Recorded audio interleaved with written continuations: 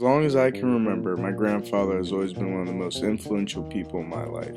Growing up, a trip to my grandparents' house meant I was in for an exciting weekend full of adventures and getting into trouble. Along the way, though, he always managed to teach me some sort of lesson or leave me with a deeper understanding of something. You see, my grandfather grew up in a big family with a father that worked 3 jobs and did what he could to provide. Him and his 3 brothers, growing up in Lisbon, did whatever they could to entertain themselves, whether it was fishing in the Erskagen, hunting just about anything, or raising hell at a local ice cream shop.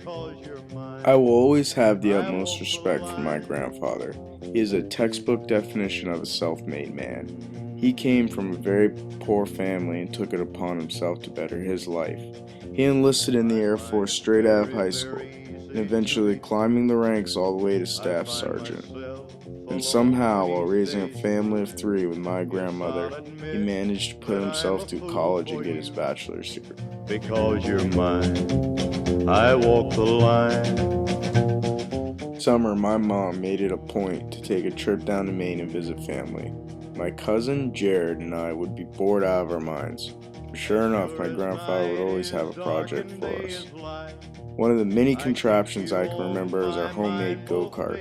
Jared and I had taken an old stroller frame, fitted it with steering, wood panels, and a janky piece of wood for a brake. We decided the best place for a test drive was down a steep grass embankment with a creek bed at the bottom. Looking back on it, my grandfather knew from the get-go it wasn't going to end well, but he let us attempt it anyway. He wanted us to experience it for ourselves and learn from it. Halfway down the embankment, it becomes clear our rigged-up brake wasn't cutting it.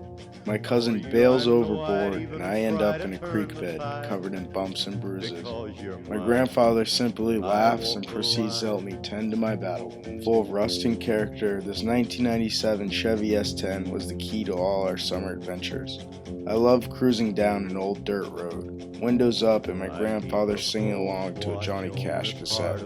Sometimes, if I was lucky, he'd take me to the sand pit and teach me to drive. To this day, my grandfather is the reason I got my license. After my 3rd time failing my driver's test, I really began to doubt whether I'd ever get it. My grandfather, however, never lost faith. He still practiced with me whenever I wanted and gave me more advice than I could ever need. Even when I gave up on myself, he never gave up on me.